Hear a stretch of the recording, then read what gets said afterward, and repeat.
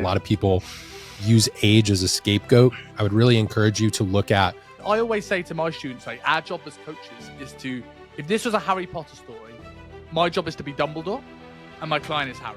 Have that conversation first. Then, if you need to, get some testing done to assess where you're at. Okay, you're going out with wine with your girlfriends. Well, could we make this work in the plan? Is it the quote-unquote healthiest plan?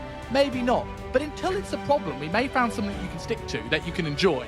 It's almost like the person who's having a hard time losing weight, but they're not resistance training, and so they think they can only eat like 1,100 calories. I'm like, well, is it actually solely a dietary problem? Or is it because you haven't developed the muscle mass, you haven't necessarily moved enough, like we're missing some of these lifestyle factors?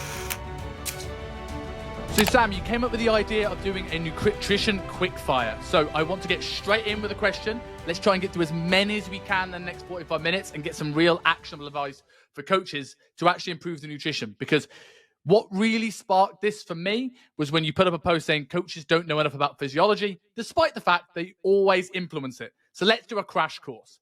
So first question, how much should coaches concern themselves with metabolic downregulation? I think it's important depending on the client avatar that you're working with. So let's say you historically have attracted a client who is that chronic dieter, person who tends to do a lot of maybe group exercise classes, high intensity training, high intensity intervals, lots of cardio. I would certainly want to better understand metabolic adaptation so that I could really have a better gauge of my client's caloric expenditure, because when we're experiencing metabolic adaptation, where this is going to show up in client transformation, should have a lower than predicted TDEE, or total daily energy expenditure. So for that type of client, if you're a coach who's not familiar with metabolic adaptation and the physiological consequences of it, you may actually overestimate their energy expenditure, which is going to lead to some frustration in terms of client results, and you'll end up having to manipulate the nutrition down the road.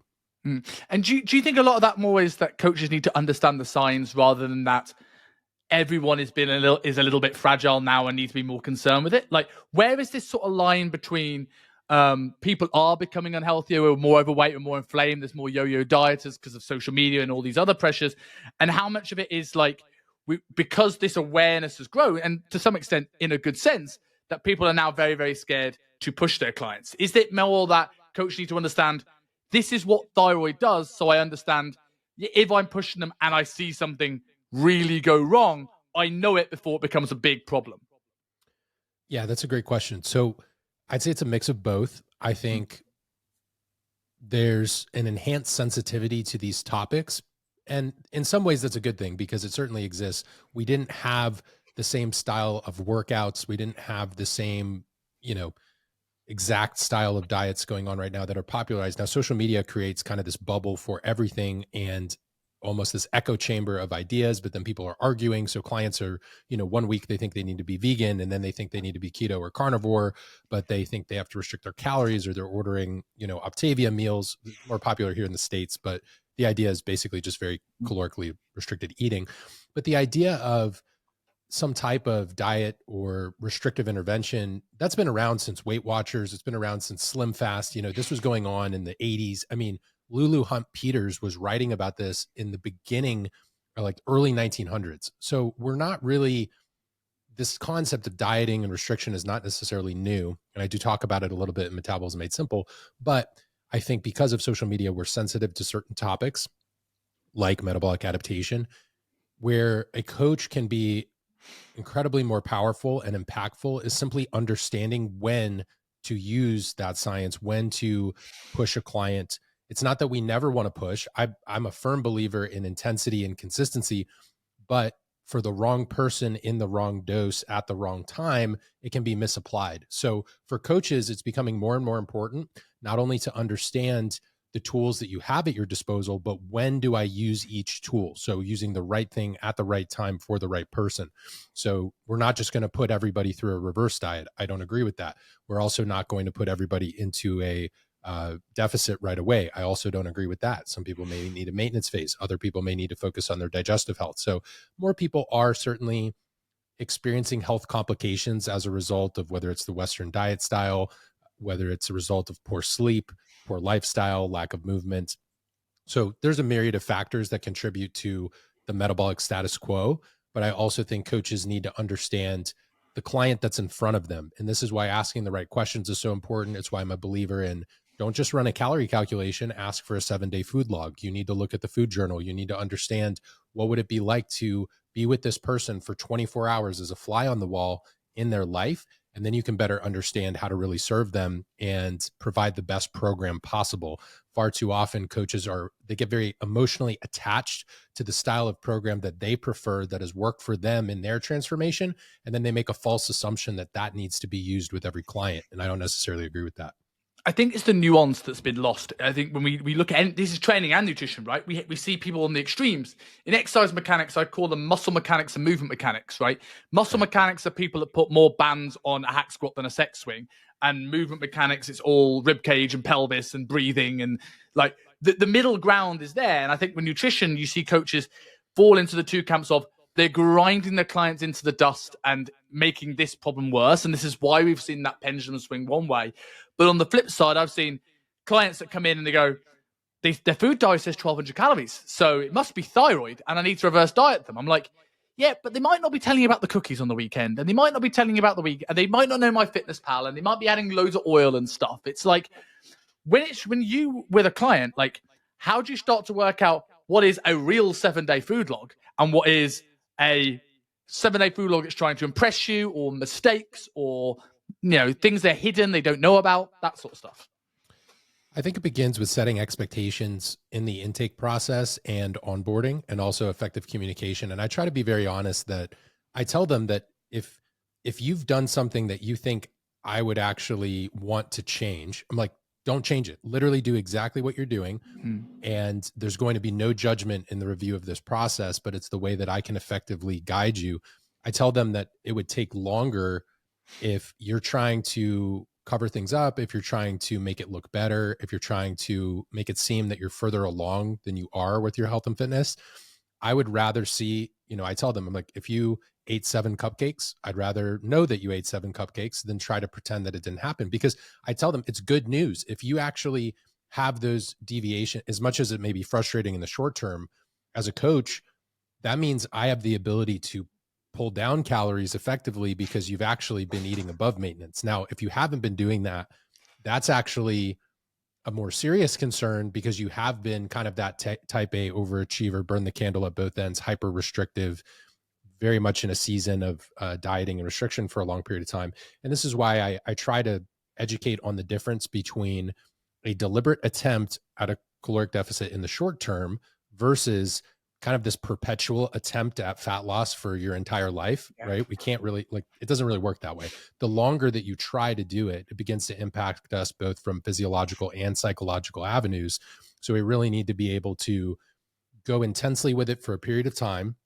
And then depending on the person and their biofeedback and the response with training, we may take a little bit of a break. Maybe we go through a maintenance phase. It's not going to be the same for every single person, but I encourage honesty. And I always say, it's better to have that little buffer of calories if you feel you are overeating, because I can then do something with that.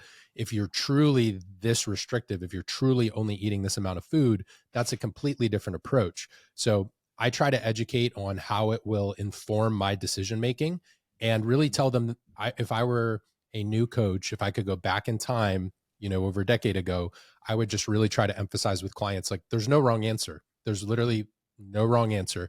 The most important thing is from day one, we have really good communication with one another. You tell me exactly what you're doing.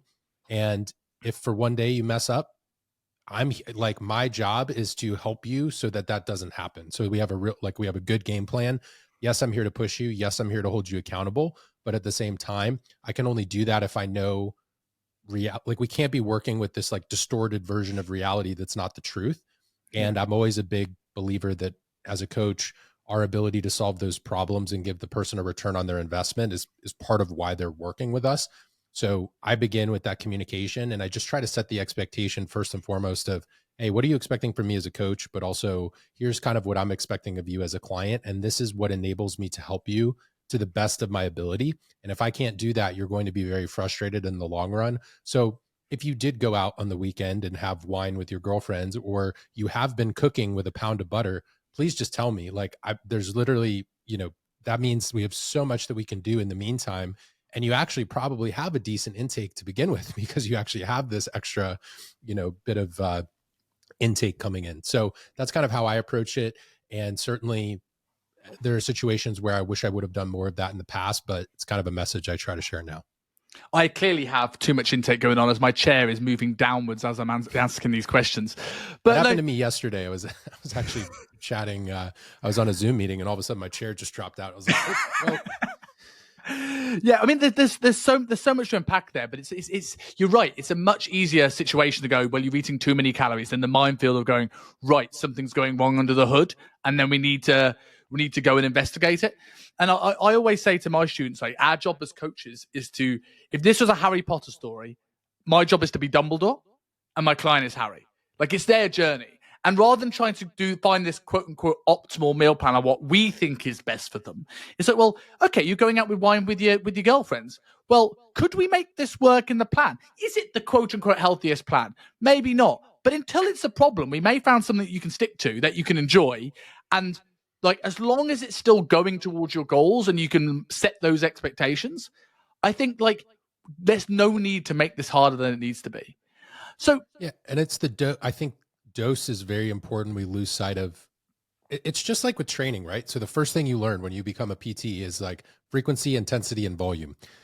With nutrition, lifestyle, so many other areas of life, what's going to matter is now, if you're binge drinking, very, very different than you had half a glass of wine, sipping it, by the fireplace in the winter with some of your friends, completely different conversation. So I think we need to parse out kind of that frequency, intensity, volume, a little bit on self-discipline, self-control, emotional regulation, understanding why we're doing certain things. I think it's very different to have a small piece of, let's say you're at your kid's fourth birthday party or fifth birthday party, and you're with your daughter and she wants to like enjoy this experience with you. A planned deviation that's very intentional and meaningful and actually has some sort of community component to it. I mean, we even see this in research related to longevity, how important community and relationships are. That's totally different than going to the store by yourself, coming home, or like going through your closet on, and just snacking on all these, empty calories. I think it's just learning to plan and prepare for life and understanding that the better that you're able to navigate those situations while also staying in alignment with the person you want to be and the goals that you have, that's what's going to make you successful in the long run. Now, can you eat those foods every single day? And is it the most optimal for your health? No, there's something to be said for eating single ingredient whole foods, micronutrient density, getting adequate calories for the amount that you move. But I think the broader conversation here is being able to discern when it's appropriate to do that type of thing and also not lying to yourself about why you're doing it. So I think there's a level of self-awareness and honesty, and where coaches can be very helpful is serving as that mirror and helping you navigate both that conversation with yourself and auditing those behaviors. So if I may just shed light on something or bring attention to it, I love that you use the Dumbledore and Harry Potter analogy. It's not our job to fight every battle in their life. It's not our job to basically win the game for them or to rig it in some form or fashion. But I think some level of supervision and also teaching, right? So that education is huge. I'm obviously a big proponent of that. So I definitely agree. Yes, we can incorporate parts of it.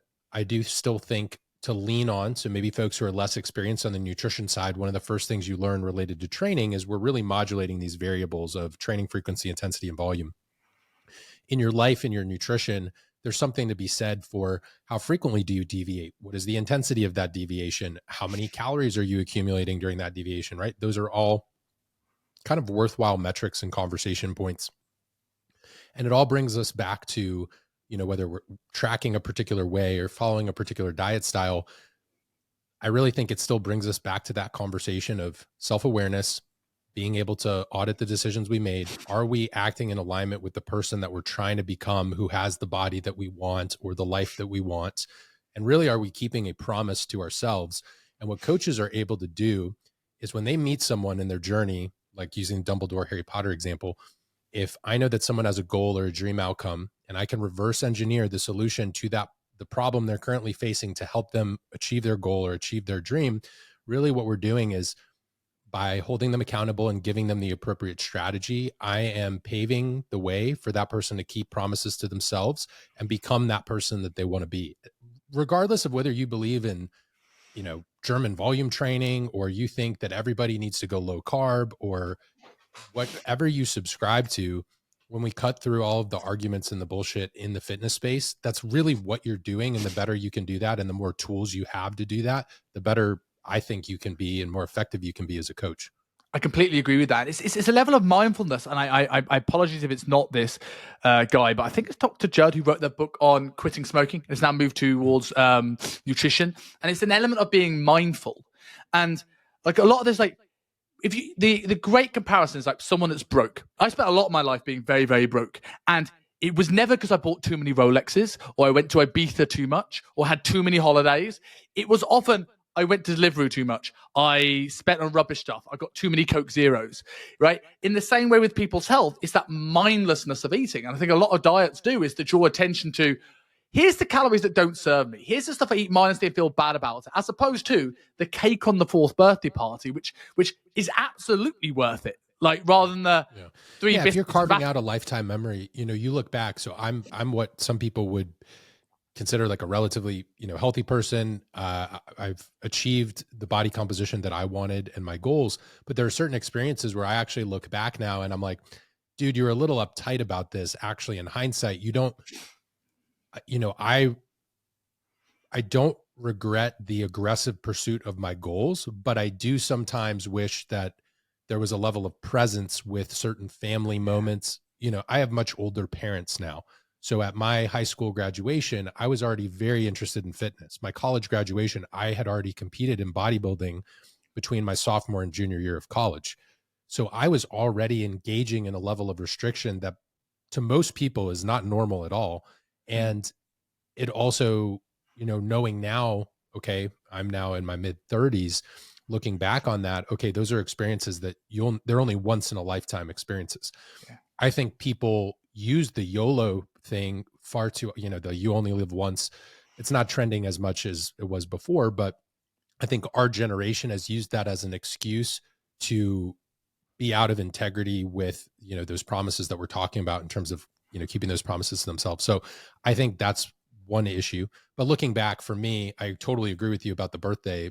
For me, it was a graduation. I'm like, it probably wouldn't have been the end of the world. You could have ordered like steak and a potato at a restaurant. You didn't need to go home and like meal prep. You know what I mean? Yeah. So there are situations now where I have a different viewpoint because I've been that person that was so relentless, but I also understand that pursuit helped make me the person I am and the coach that I am and the sensitivity that I have for clients in their situation.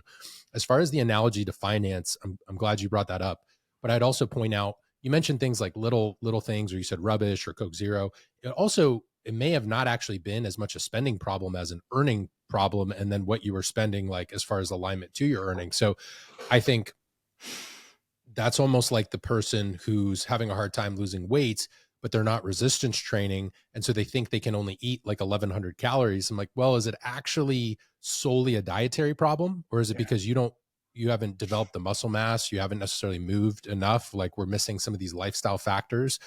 And so we're living in this world of rigidity and basically having to just, it's less versus, being able to kind of expand their intake there. Or for you from a budget perspective or your finances, earning more, it's like in hindsight, hopefully you are able to enjoy, if Coke Zero is your thing, that should not be a major financial stressor for you. There you go. As he's holding up on the screen right now, if you're listening to the audio version, but that's something again, where I think there's a level of perspective. You can probably learn from that experience, but also understand, okay, was it related to these patterns or was there a broader theme in my life that was kind of contributing to the situation that I was in? So I think you could look at it either way. Yeah, and I totally agree. I totally agree with that comparison there as well, because it's, you see people who, certainly when I was training clients in Hong Kong, a lot of clients said, I was fine losing weight when I was 20 and it's now age. Age is the reason why my metabolism has slowed down. And I'm like, you're 35. you're not 85.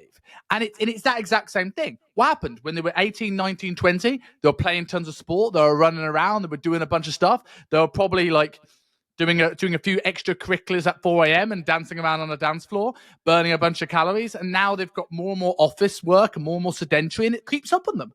I know for me, like even me in the last 6 months, right? It was like I was PTing, but I started doing more of office PTing. I started mentoring, and then I've gone fully online. I'm like, oh, my lifestyle is different now. And yeah, when you're not people loading and unloading plates for your clients, you know, it's like you notice you have a client, maybe you're working with people, maybe they deadlift anywhere from 135, 225, 315. You're helping them with their plates. You're moving around the gym. Yeah. I look back at what I was able to eat because of working on the gym floor, and also, you know, driving from location to location. I also had a side hustle on top of that where I wouldn't say incredibly active, but I got a lot of steps in because of walking between offices and things. Then you work at home and it's 6, 7 PM and you're like, oh my God, I have 4,000 steps today. This, you know, this is not good. And I managed to have 40 minutes for a training session. So I do think seasons of life is an important conversation, but I think what you're getting at there in terms of age and looking at lifestyle and behaviors is a lot of times people have that conversation around metabolism or hormones, and they think that because they're aging, that's the reason that they are struggling with their weight or body composition. But more often than not, when we look underneath the hood of their life, it could be maybe you were taking your children to soccer practice every day, or you coached basketball, you were going to school, you were maybe in a season of life where you were active and doing more things, or going to work out with your friends. And then when that changes, let's say your kids graduate and go off to college, or I think you guys say would go off to university. So go off to college or university, and now you're at home. Maybe you're retired, you're not driving to an office or walking or doing these things. And so now you've lost that walk to the parking lot. You lost that trip to bring your kids into school. You didn't walk to the school bus. You know, all of a sudden now it's like we're reducing 5,000 steps per day, and maybe you're less engaged in other ways. You're not playing with your kids, you're doing certain things, and then you wonder why you're accumulating weight. And I do think some of it is that total daily energy expenditure conversation. I would also say that our current lifestyle, modern technology, the nature of our workforce, the quality of our foods, micronutrient status, and things like sleep are contributing to a suboptimal state from an endocrine perspective. Like our hormones are definitely not doing us a ton of favors to make it way easier. I do think people make it harder by not doing the right things from a lifestyle and nutrition perspective. And then that's really where it starts to bite you. Or let's say you have lower testosterone or slightly lower thyroid. It may not be that it leads to this immediate accumulation of weight. But what happens is the effort doesn't feel quite as good or rewarding or as easy. So like going for that walk now feels kind of like a chore. Going to the gym and having a great training session and exerting appropriate intensity is now hard. Like it is not this effortless thing. Whereas when you're in a state of more optimal hormonal health, let's say using testosterone as an example, probably going to go in the gym and feel pretty good and probably be able to push your training sessions. Now, if you're dealing with a combination of things related to stress, HPA axis, nervous system fatigue, low testosterone, you're probably going to, for lack of a better term, drag ass through that training session, partially due to the hormonal state. Then when we factor in things like thyroid for women, it's not so much just the fat burning side of the equation. It's also slowed motility, constipation, hair, skin, and nails. Now all of a sudden I'm not excreting hormones the way I was. So thyroid and motility and having healthy gastrointestinal function is helping to excrete hormones like estrogen from the body and our stool. So when that whole process begins to be suboptimal, there's downstream consequences. But what I'm trying to say here is it's not just the shift in age. It's not just a slight change in hormones. It's our overall lifestyle. And then the fact that when we experience that suboptimal state, when we don't correct for it, it's usually because it impacts our behavior on a deeper level and the decisions that we make, because our biofeedback and our quality of life is not where it once was. So if you feel lethargic, if you have chronic fatigue, you have low energy, it's not as easy to have that 5-day training split that you used to follow, you know, and to build muscle and keep the body fat off. So I think the important thing is we need to tie the biochemistry to the behaviors, and the behaviors to the biochemistry. So getting adequate sleep is going to support hormones and biochemistry, endocrinology, physiology, all that good stuff. And then vice versa, having optimized hormonal health probably makes it feel a little bit better when you go to the gym and you're training and you're able to get, that RPE or that RIR is actually a true, 1 rep in reserve. It's not like I felt like shit today, so I stopped the set, right? That's the stuff that I think we lack that conversation, or we lack the depth of conversation when talking about things like that. So I try to bring a little bit more exposure to here's how this shows up in your real life. Cause that's literally, whether it's a conversation around aging, or if even you're in your 20s and 30s, and let's say it's a female coming off of hormonal birth control, has lower testosterone, a male who's been under eating and did not reverse diet for a long period of time and has lower testosterone.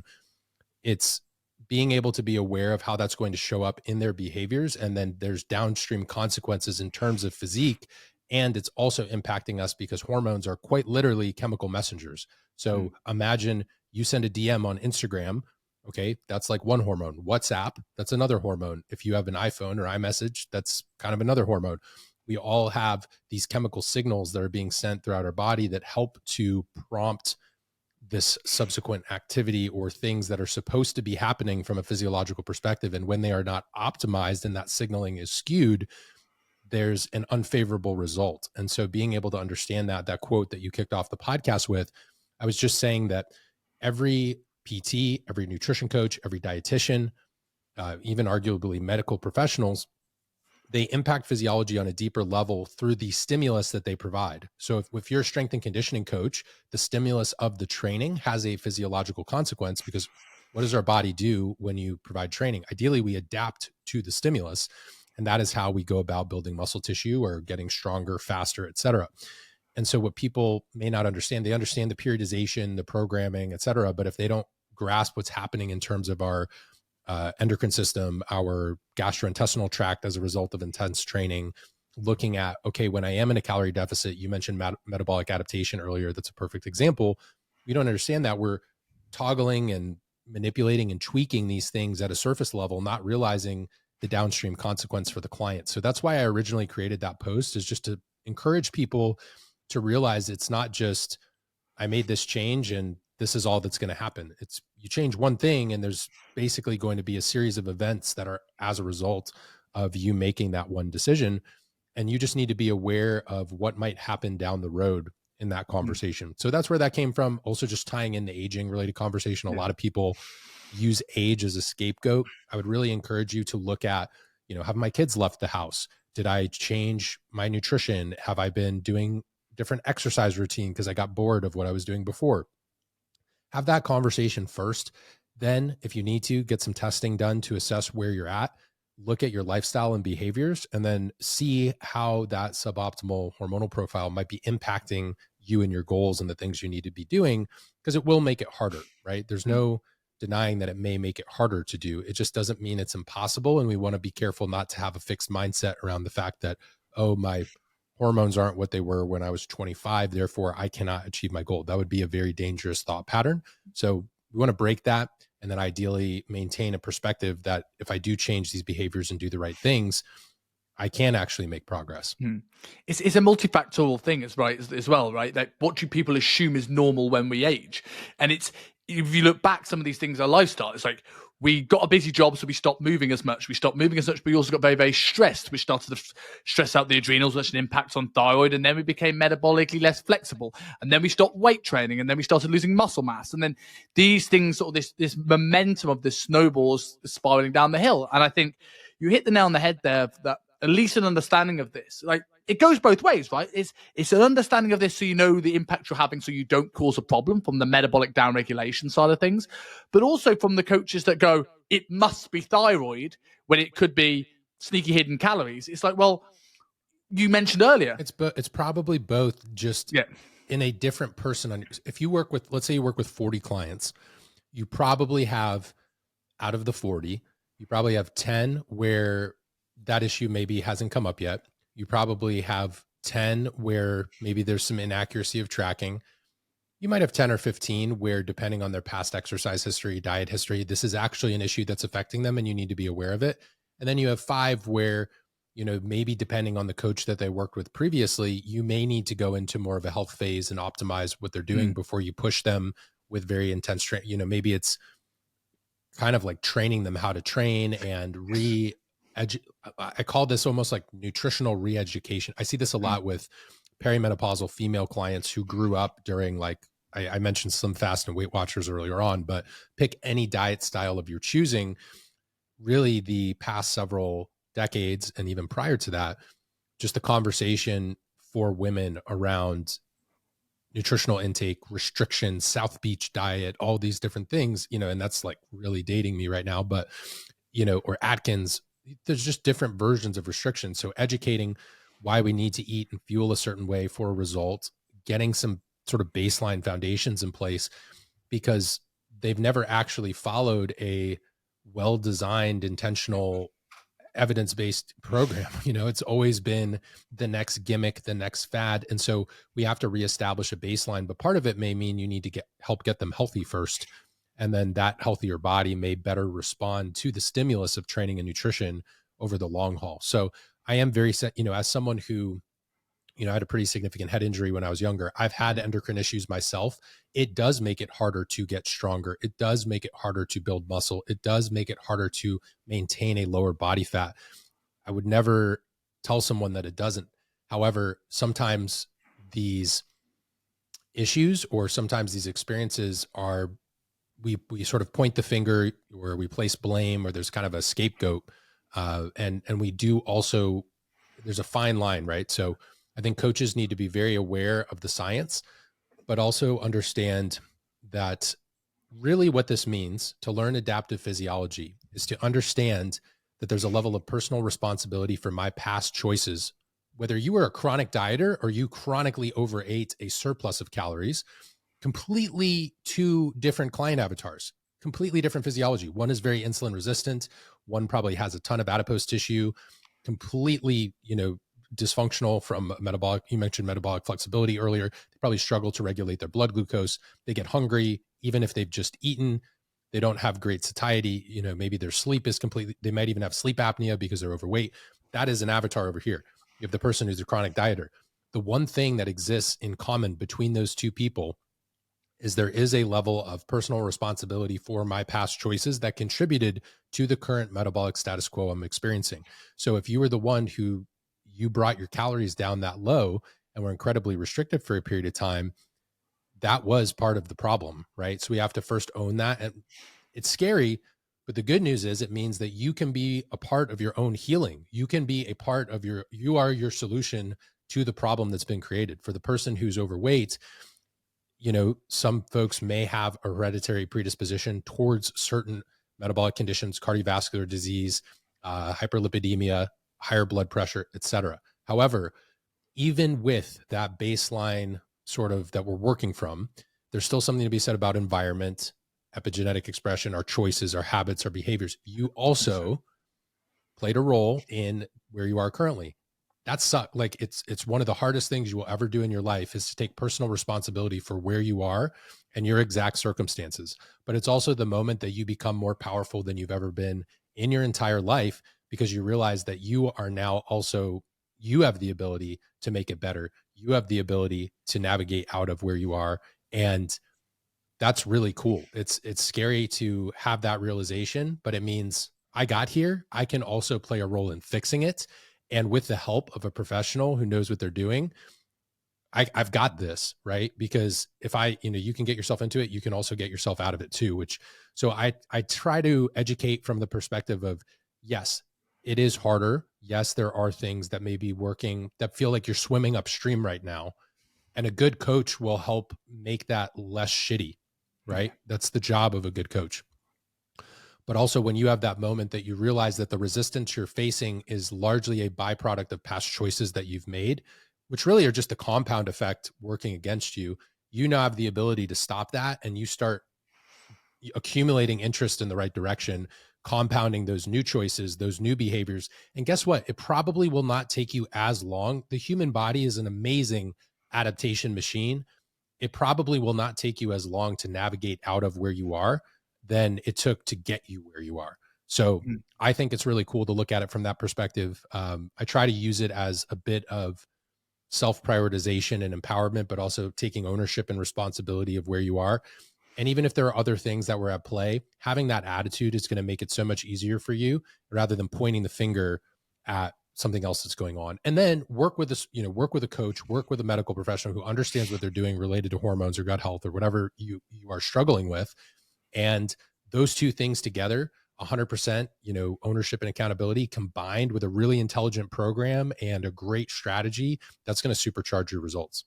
Yes. And you hit the nail on the head there. So like coaches understanding physiology is being able to, you mentioned the thyroid, brittle nails, body temperature, digestive motility. There are other signs and symptoms. I always think of it like a race car going around a track, right? It doesn't just come to an immediate halt. You will see a gradual, as petrol starts to run out, you'll see a gradual slowdown, a gradual decline. You'd have a splutter along the way. And when coaches can see that, that's how they identify which of the 10 people have been overeating, which of the 10 people have been chronically undereating. Right. Looking at history, looking at signs, looking at symptoms, that's when you go, right, this is the strategy that's going to work with that individual. And I think that starts what coaches rush. They rush the intake, like they're excited to sign a client. They're excited to close a new person. They rush the intake. They rush the questionnaires. They rush the process of getting to know the client. And they try to spit out a program. And there needs to be a little bit more well-calculated strategy and reflection. And there's a learning period. I'm all for delivering a quick turnaround as promised. If your client submits some information to you, by all means, respond to your client. But I think we've lost the ability to kind of not only balance this future pacing of the coaching relationship, but pausing and asking really good follow-up questions, right? So if you get an intake form back and you have 0 follow-up questions, that's a problem. Unless your client literally gave you a book on their entire life, I would say more often than not, even for a healthy client, 8 out of 10 times, I'm probably going to have if not a follow-up, a clarification, a clarifying question, maybe some reflective listening. Hey, it sounds like you're experiencing this. Is that how you feel? Right? There should be dialogue. It should not just be, hey coach, I submitted my homework and now you just spit something out and you're instantly there. Same thing for check-ins, right? Check-ins should not just be ping pong of, hey coach, I submitted my check-in. Cool. Subtract 10 carbs and go do more 15 minutes of cardio. It needs to be a little bit more than that. And I think if you can incorporate into that into your service, it's really helpful in order to not only retain clients longer, but also they feel cared for. And you'll probably feel more confident in your coaching capabilities and drive a better result and outcome as a result of the time you took to learn about the person that's in front of you. It's hard to do. You'll get more efficient with it after you've done it a couple times. The first time it's going to be like, wow, this is actually a lot. Like I was not going this in depth. Yeah. But after you do it a few times, you'll develop ways to do it efficiently. And that's also where coaching systems come into play. But I would encourage you, to ask those follow-ups because that's how you figure out, okay, out of my 40 clients, who is just doing this at the surface level versus who's actually got some problems, who needs more TLC. You're never going to know unless you investigate. You have to be sort of this detective. My team and I kind of talk about it as like, when we're talking about these metabolic and hormonal challenges, it's like being a metabolic detective and looking underneath the hood, looking underneath the surface. You're never going to know that unless you have to do information gathering or you're going to be clueless. Yeah, I absolutely agree with this. You mentioned earlier on with the 2 avatars of caloric surplus versus caloric deficit. Now, when it talks about health, longevity, people always talk about carbs and fats and red meat and plants. How much of an impact is the calories in versus calories out? Is this the thing that we should be looking at, not just from a body composition perspective, but an overall health perspective? Yeah, it's still important. It's one of the key pillars of managing energy expenditure. Is kind of an inescapable. Now, I think some people do overplay energy expenditure as like the only thing that matters. Yes, agreed. But I do think accounting for how you are fueling your body from a basic, I think it's necessary to audit it from a basic perspective to first understand your intake. I think it's also incredibly important for athletes to make sure you're not underfueling from a performance perspective. And if you do have body composition goals, there is a level of portion control required. I don't think you can just say, I eat healthy and eat a jar of almond butter every day and still, achieve your fat loss goals. So we do need to be a miser of energy, but we're not going to. My philosophy is that it exists equally along with other key nutritional principles, whether that be eating single ingredient whole foods that are micronutrient dense, whether it would be accounting for stress and lifestyle, right? I put stress and lifestyle very high up on the conversation around metabolic health. Me too. But we're never going to ignore our nutritional intake, but we have to understand that a broader conversation exists of both quality and quantity, and playing macro Tetris just to achieve a particular caloric number is not optimal, right? So just because, okay, my coach set me at 1450 calories or 1775, and I can get these Quest bars here, and I can have these chips over here, and I'm going to have this snack food here, and I can still fit in, my people who are having like Lucky Charms post workout. The idea of having that number should not be to gamify it to fit in as much crap food as possible. It should be, I have an understanding of what my body needs at a baseline, and then depending on how what goal I'm working towards achieving, I will steer that. That is your energy intake, and availability should be your general compass. And when we're at a point where we're exceeding our energy intake, where it becomes a problem is when we have excess energy availability. The inability to pull that energy through the system is where people experience that phenomenon of insulin resistance or metabolic syndrome begins to impact us on a cellular level. We have both insulin resistance, oxidative stress, inflammation. The body fat begins to literally exude different chemical messages than muscle tissue, right? So muscle tissue is actually much more metabolically beneficial than body fat. It's not just what people say when they put the, this is a pound of fat and this is a pound of muscle. If you can't see me on video and you're listening on audio right now, think about a person who has like their palm out. It's not just a conversation of, oh, muscle burning calories. No, there's quite literally different chemical signals that come off of the tissue inside of your body, that really impact your overall health and longevity. I care way more about that, over the long haul. You do need to account for intake 100%, but it should be placed equally in a conversation across a spectrum of nutritional topics. It shouldn't be the only thing that we're looking at. But if you do need to get control of your body weight, if you do need to lose body fat, if you are trying to perform optimally or build muscle, you are going to need to steer your total energy intake to accommodate that goal that you have within a certain window, right? And so it's really less of a target and maybe more of like a window that you can look at in terms of a sliding scale of where we can shoot for that in order to move in the direction of our goals. That makes a lot of sense. And I always use it as I haven't actually said this. I've said this once to an actual American, because most of my coaches I work with in my mentorship are from UK, Australia, other things. But I use an American football analogy. If you think of the coach like the hypothalamus, right? He's putting the game plan together. He speaks to pituitary, which is like his quarterback. And if his throwing arm's good and the game plan's good, and the wide receivers and halfbacks, which is like our hormones and our pancreas and wherever else are running well, we will win against much higher levels of opposition. Whereas if the hypothalamus is getting bombarded with the media, the pituitary's arm's feeling a bit off, and the pancreas is running bad lines, this is where, like, yes, calories in versus calories out matters, but the actual BMR is lower. Someone's total daily energy expenditure is lower because our liver is 15 to 20% of our metabolism. My gut has an impact on thyroid output. These things all become a bit of a rich tapestry. So I know we've got a couple of minutes left before we need to shoot off, and I want to go through a quick fire. And I appreciate all these could be a podcast in themselves, but a quick fire, 4 questions, some of the hot topics in the industry today around nutrition, and my closing question I ask everybody. So I'll do my best to answer and shut up. That's not my strength. That's why I have solo episodes, but I'll do what I can. And this is your game. You can take this as long as you need to, right? But I'm conscious of your schedule. So are supplements really just the top of the nutritional pyramid, or should coaches pay more attention to them? Depends on the client. I do think it's more than the top of the pyramid. Some coaches pay too much attention to them. Some do not pay enough attention. So depending on your origins in the industry, some people have a bias, right? They're like personal trainers, or they're, bodybuilders, or maybe they come from the holistic health side of the equation. Some people overemphasize them. Some people underemphasize them. I think they are one of the toggles that we have to move a client forward in transformation. And I think in the years that follow, special attention to micronutrients, and essential fatty acids based on the current state of our food and the prevalence of deficiency.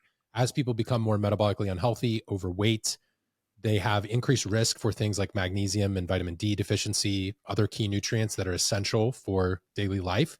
So I would say from a vitamin and mineral perspective, and I don't just mean a multivitamin, I mean a true nuanced understanding of client needs and how that may be reflected in their biofeedback, things like fatigue, training performance, dehydration, electrolytes, for example. So I would say in some ways underrated, not necessarily the very tippy top of the pyramid. I think there's some frills, like pre-workout, for example, probably going to fall lower on my list than like essential nutrients, right? Okay.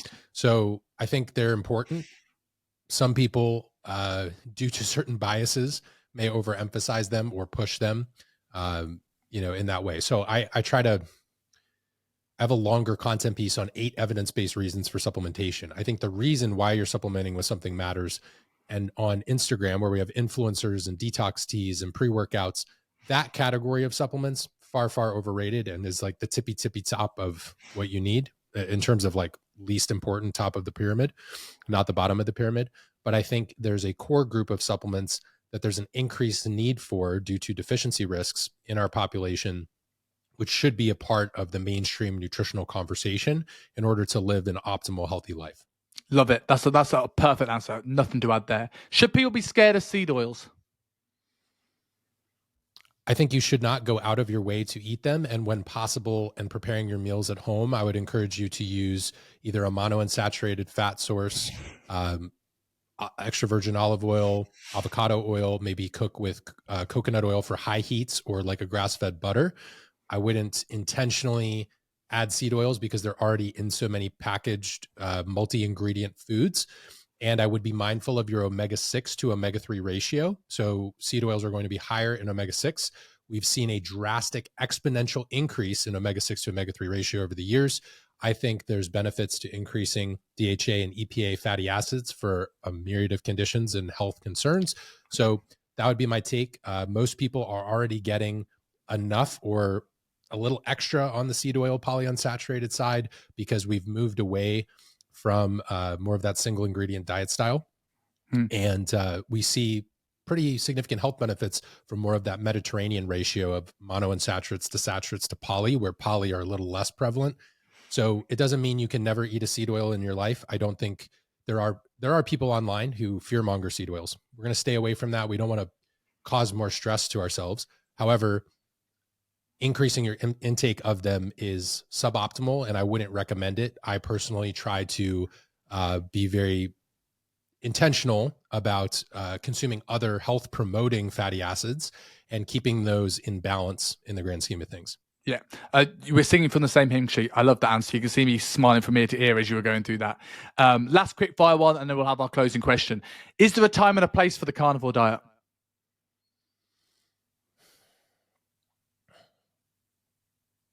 In a small selection of people, and for folks experiencing some pretty severe digestive distress from plant foods, I think for a short acute period of time, a animal-based protein focus. And I do think these individuals can incorporate a bit of fruit as well for antioxidants, nutrients that can be sometimes easier on the digestive tract than cruciferous vegetables and certain plant foods. I'm not saying I'm against those. I'm just saying for certain people, a small subset of the population, animal-based plus a little bit of fruit for carbohydrate, and also to regulate SHBG in a male client base, which is a binding protein that impacts testosterone.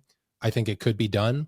I think it shouldn't be viewed as a fad diet, but like a short-term intervention. And for people with incredibly dysregulated hunger signals, if you're insulin resistant, sometimes going lower carbohydrate may help you regulate your hunger and cravings, improve that insulin sensitivity.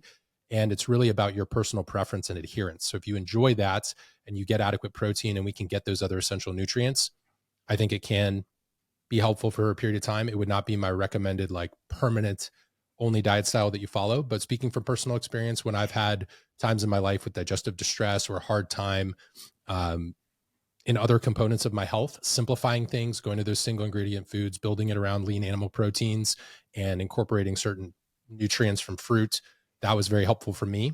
But I wouldn't say I'm a big proponent of the majority of people doing the quote unquote carnivore diet as it exists on Instagram.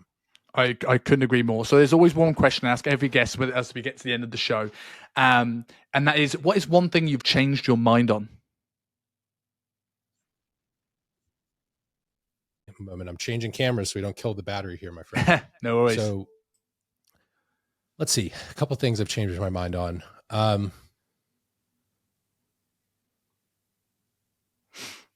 When you're in the industry for a long time, there's a lot of stuff you change your mind on. Cool. Good answer in itself. So I think I used to put a little bit more weight into certain training styles. I think I've come full circle to appreciate foundational concepts like consistency and effort being key movers related to training. I think related to nutrition, something I have changed my mind on a bit was, when you become more educated on different sort of quote unquote natural ways to restore and improve your health, I think there's a lot of people who swing on this spectrum, right? And they maybe like overemphasize plant foods for things like gut health. And because there's great data around fiber, I think I have changed my tune on that a little bit. So from a nutritional perspective, I think I've broadened my stance a bit on certain things from a gut health intervention perspective. I think from a training perspective, I've simplified things to understand that effort, consistency, intensity, and enjoying your training are very important. I think I've also changed my mind on the length or necessary duration of a training session to have a stimulus for. Now, granted, I've been training for a long time, so I can preserve muscle on a little bit less volume than what it took to build that muscle. But I've been surprised in a few years where I've had to really devote a lot of time to my business that I've actually been able to maintain a decent amount of strength and decent body composition, even with what most would consider less than optimal training stimulus. I'm really trying to give you a little bit better one on nutrition or supplementation or something along those lines. There's just so many things you kind of, I'd say I've been a slight evolution in overall stance on things. I think whilst you're thinking of this, I think that in itself is a really good answer. I think I added that question to the show because everyone sees, we've been very fortunate to have some very big name guests in the industry, and people look at these people and they might look at your Instagram as, these guys have got it figured out. Like, it looks all polished and looks all good. And I want, there's a phrase like this, is idiots all the way up. And that's not to call you an idiot or myself an idiot, but it's like, we're all just working this out. We're all just figuring this out. And sometimes just remembering, look, we were wrong about stuff. We changed our mind about stuff. And the person listening to this could easily, if they've looked up to you and what you do, could easily follow in your footsteps if they make the right choices. And I think the fact you said there's a lot you've changed your mind on answers that question perfect. I think I've got it more fine-tuned because truthfully, I was very fortunate that I was exposed to a lot of different ideas early on where my general principles and frameworks have actually held pretty tight. I've been pleasantly surprised. I would say like 85% of my approach has, regardless of research or opinion in the industry, has actually held pretty tight, which I feel pretty good about because when you're teaching people, you always want to make sure that you're doing so responsibly. So I would say it's less a particular topic. And maybe what I've actually changed my mind on the most now that I have a lot more adult responsibilities is I would say if you're a younger trainer listening to this and you have a client who's successful in another area of their life, but maybe their core competency is not fitness and they're not like shredded, I think just having a greater appreciation for what that person may be dealing with in their life and understanding getting in shape later in life after you've cemented certain habits is a challenge. I also view health and fitness as kind of a gateway to personal development and professional development, and it led to a lot of my career success. But there are individuals who achieved that career success because they took like a brute force approach to personal and professional development where they were just laser focused on their career for a period of time. And I see younger trainers sometimes almost look down or talk down on these clients because they're less fit or less healthy, or how could you not prioritize this? And they had a different goal in a different season of their life where they've created financial success, or maybe they built a family. And I would say if you're a younger trainer, try to you're missing an opportunity to, number one, learn from these clients because they're successful in another area of their life. Number two, understand that they took a different path and different journey. That doesn't necessarily mean that you're better than them because you got in shape when you're 18 years old, when you had no responsibilities, you were only in school and you could just eat protein and go to the gym. So I think that's one thing I wish earlier on. I mean, I was fortunate to work with some really pretty cool people, and I definitely learned a lot, but I think being, asking more questions, learning a little bit more about their journey, learning from your clients. A lot of these people are experts in their own way. And so what I've changed my mind on the most probably is like leveraging that in client transformation, really understanding the individual. I think I've changed my mind to where I've always been a people person, but I very much put like the person over the program, or the person over the protocol, the person over the product, like the supplement or whatever. So I'm standing pretty firm in that now, but I think I have a greater nuance and appreciation and understanding for what that truly means. And so I'd say more than anything, it's not training program design. It's not periodization. It's not that, supplement research and opinions have changed. It's not that I, recant something that I wrote in my book that I wish I stated differently. It's actually more in regards to client interaction, appreciation, and understanding. And if you're a younger coach, respecting those clients, even if they're not necessarily someone who walks in that has all their shit figured out. And if they got it wrong initially, just having some patience and understanding, and actually being a student and treating it as a learning opportunity, because a lot of these people could probably help you out a lot in your life if you listen and you treat it as an opportunity to gain some wisdom. So that would be probably the biggest thing, and something once you lose that opportunity, it's gone. And you may only be with someone for a period of time in their life. So have an appreciation for that season and use it to make you a better person, a better coach. And by learning about them, it'll also enable you to design better programs too. I love that answer. There's a guy called Joe Dunworth. There's a very successful online group coaching product, and he always says, "It could be worse. I could have had a real job." And I'm not saying that PT is an incredibly hard job, but like we have people that are accountants and lawyers and doctors and these brutal careers. And I'm like, if you put me in an accountancy firm, I would not know what I'm doing. Why do you assume that someone knows it when they come into your world? Just because you have. So I've really enjoyed this chat. I think we could have gone for much longer, which is always good. And we didn't get half of the questions, but you gave me better answers than I would even expecting. So for anyone that wants to learn more, wants to dive deeper into your work, and I can definitely vouch for the fact that it's excellent, where do people find Sam? So I am Sam Miller Science on just about every social platform, which includes spend a good amount of time on Instagram. I have a podcast, Sam Miller Science. Most of these things are linked on my website, sammillerscience.com.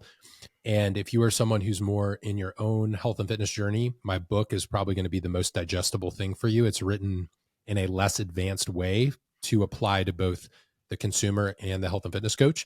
And that's called Metabolism Made Simple, Making Sense of Nutrition to Transform Metabolic Health. And that's linked on my website, sammillerscience.com. As far as for health, fitness, nutrition professionals, aside from my free content, I do have a nutrition and metabolism specialization program. You can learn more about that at metabolismschool.com. It's pretty much the only program in the industry that's a combination of live mentorship accredited by 5+ organizations. You get access to multiple instructors. We do live Zoom calls every week. We've worked with coaches from around the globe, hundreds, if not thousands at this point. And there's probably some other important stuff that I'm forgetting to mention, but actual real world case studies to learn and kind of hone your craft, and something that actually allows coaches to learn more about my physiology tweet that I shared, right? So I'm a big fan of teaching it because I think it makes you a better coach. And we also do a lot more of kind of like in the trenches work with people versus just a lot of people throw you in like a do-it-yourself curriculum and you're just watching videos or reading on your own. That's not really our style. So if you want to learn more about that, that's metabolismschool.com. But I always encourage people, I probably have more free stuff after doing this for over a decade than just about arguably probably almost anyone in the industry. So start with the free stuff. I'd love to give you that kind of virtual high five and handshake of adding some value to your life. And if you like the way I do things, check out some of the other products and maybe I can help you there too. Awesome. I'm definitely on my way to catching you up with the free stuff for coaches, but I love the fact that you went into detail. And I think, despite us having very similar education products, I think there's always room for coaches to learn from various different perspectives. And I think there is huge value in what you do. So thank you so much for your time. I really appreciate it. Of course, man. Appreciate it, Simon. Thank you for listening to the Self-Made Podcast. If you like me and enjoy binge watching podcast episodes, click here for our latest episode. And if you want to stay in touch and find out when the latest episodes go live, click here to subscribe to the channel.